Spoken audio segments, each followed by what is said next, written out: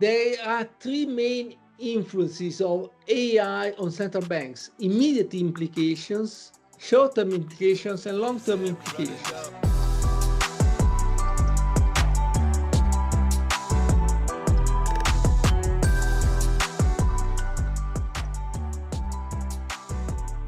Now, this is a very important, it's a crucial issue, because beyond misinformation, generative AI may also be susceptible to adversarial attacks when fed malicious or unoffensive data. That might result in discrimination against vulnerable groups. Voice cloning technology, for instance, has many positive applications, but it also raises ethical and legal issues related to consent, identity theft, and the potential for misuse in spreading misinformation or deception, such as in deepfake audio. There is a need for regulation and oversight. And then there is the issue of ethical hacking. What is ethical hacking? A process of detecting vulnerabilities in an application, a system, or an organization's infrastructure that an attacker can use to exploit an individual or organization. So these ethical hackers use this process to prevent cyber attacks and security breaches by lawfully hacking themselves into the system and looking for weak points. Do you know that, for instance, on average, organizations take 200 days to realize that hackers have entered in their system? This is amazing. Organizations are now hiring ethical hackers to curb security breaches. Ethical hackers must uncover vulnerabilities in the systems and review the compliance of existing security practices to industry standards. And then there is another issue of AI hacked attacks. So artificial intelligence specifically built to hack a system will be the next potential danger. So it comes to what we can do. Training data manipulation. As we know, cyber criminals could attempt to manipulate the training data of generative AI models. Because basically, what is AI? AI is data and training those data to achieve what we want. Now, if cyber criminals attack the data, the result of an AI system is corrupted. In fact, these models learn from a vast data sets of text. And if malicious actor can introduce biased or harmful data into the training system, the AI may generate content with malicious intent. This could involve introducing snippets of code, specific instructions, or methods that promote cybercrime. And then the second process is through corrupting the fine-tuning process. So the system that fine-tunes the data. Some AI models are fine-tuned on specific tasks after the initial training.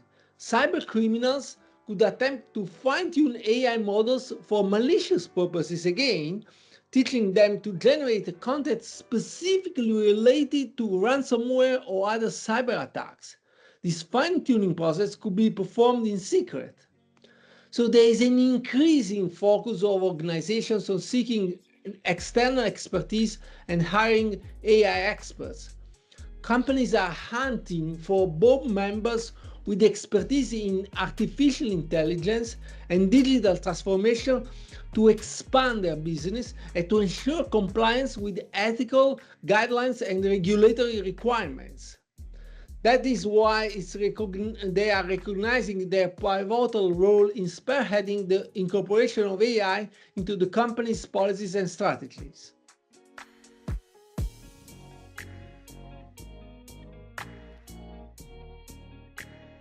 This is a very important issue and is strongly related to what the impact of AI is on banks and central banks mainly.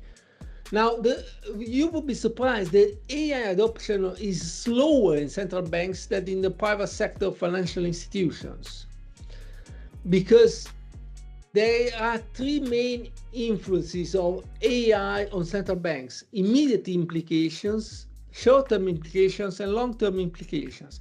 Now, immediate implications are when central banks analyze, as we know, a vast amount of data.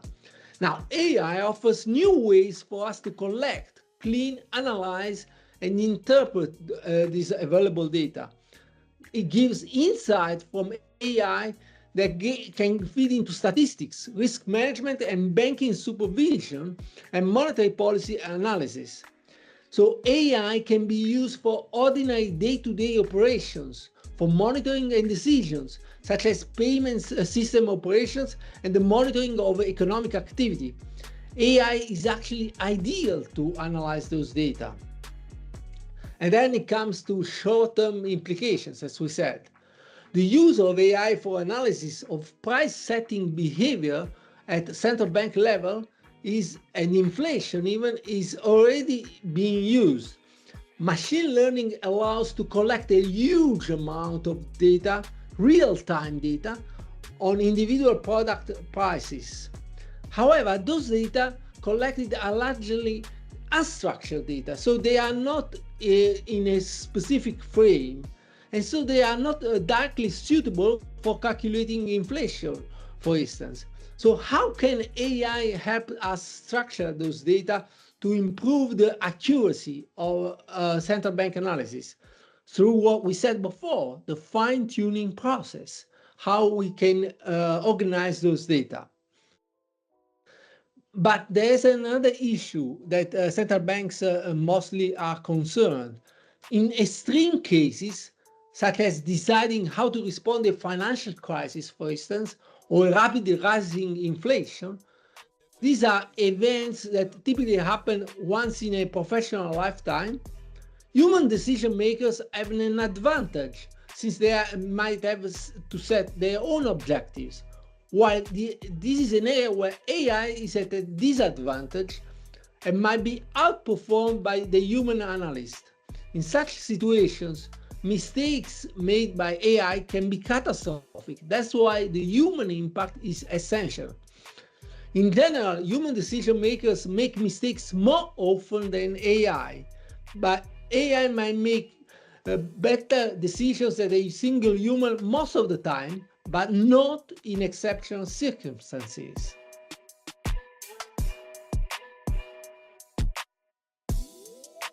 Well, I like this question because it comes to exactly what the message that I give goes through the audience.